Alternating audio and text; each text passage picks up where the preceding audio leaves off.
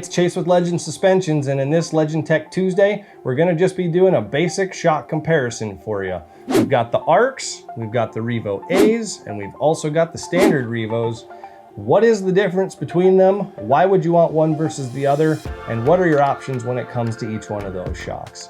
So we're gonna start out with the ARC model. Now, this model particularly is gonna be for the FL. So this is what you'd see as the remote reservoir shock. And that allows this shock to actually go on an FL bike because of being able to remote mount this reservoir. So these are gonna have an option of 13 inches or 14 inches. The 13-inch option is gonna give you 3.5 inches of suspension travel. The 14-inch model is gonna give you 4 inches of suspension travel. On the flip side here, you've got the piggyback version, and this is gonna be more for your Sportsters, Dynas, and FXRs. Generally that don't have a bag, so you don't have to relocate this. That is a very common question that we get, is what's the difference between these two specifically? And they are in fact the exact same shock, they are just for different fitments. So they're both gonna have 7 compression adjustments done here or here, and then they're both gonna have their rebound adjustment on the bottom here, again with 7 compression and rebound settings. These are both gonna have the option of black, of gold anodized, as well as clear anodized. They're both gonna have a 13 and a 14-inch length in a standard or heavy-duty spring rate.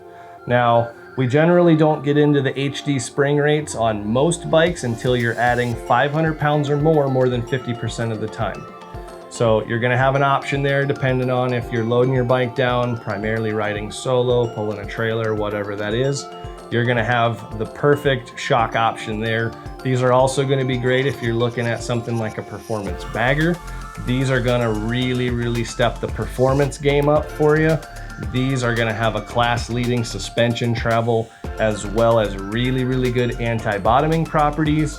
Something like a 14-inch ARC is gonna be pairing really well with like a 2+ front end.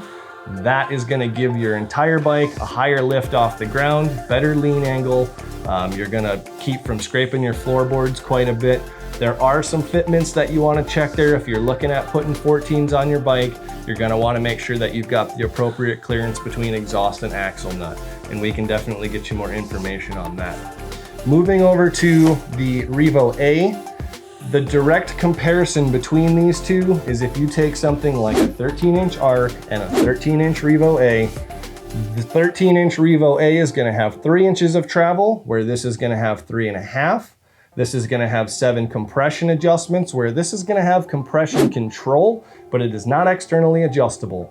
This one is gonna have 7 rebound settings, where this one is going to have 6. This is still a fantastic riding shock.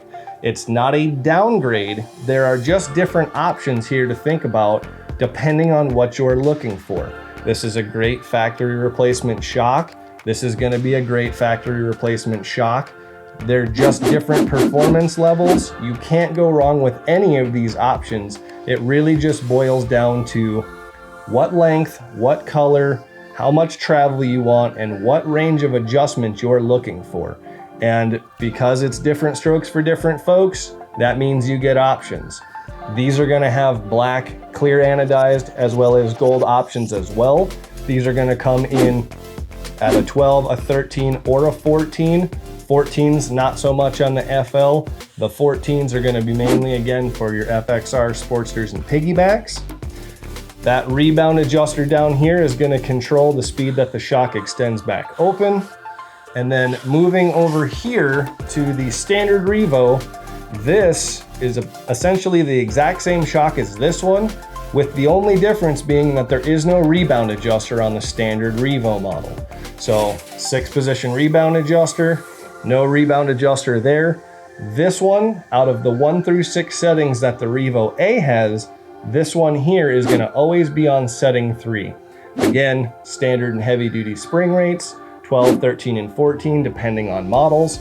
And then it's also available in black, clear anodized, or the gold option as well. Probably the biggest question that we get is, does the ARC model ride better than the Revo A or the standard Revos? Now, anytime that you can increase your suspension travel, you're gonna open up the amount of plushness that you get, as well as the range of adjustment. and that's going to give you a bigger area to find exactly what you're looking for. So these are absolutely no slouch. These are extremely comfortable shocks. So are the standard Revos. But when you have more adjustment and more suspension travel, you are going to get more plushness and better performance due to those different adjustments. So this is just a basic comparison between the ARC, the Revo A, and the standard Revo, what the options are, what the differences are, and what they can do for you. Don't forget to like and subscribe, be a legend, and we'll see you next time on Legend Tech Tuesday.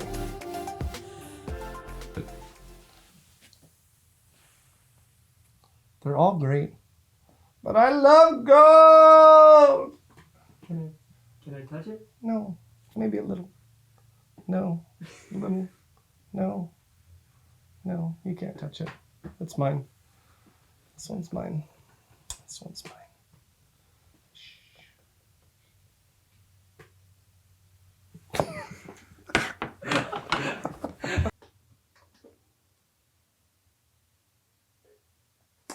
We're live again. Oh, shit.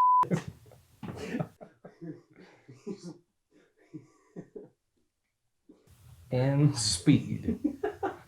So on this one, you'll do the... I need to just think about what I'm going to say. So... Oh man, that's my bad. The black cord was blocking the red light. And starting... Just cut it and we'll go back to... Yeah. Don't forget to comment and subscribe. I knew it going into it too. I am Chase. This is Legend Suspensions. And this is the suspension of legends. Intro. That was just random. I don't know. About everybody, the three we're most closed for the devious week of the shocks 4th here of July. in Oh, America. okay. And then we're back, so then it's on. I think that was all I needed to say.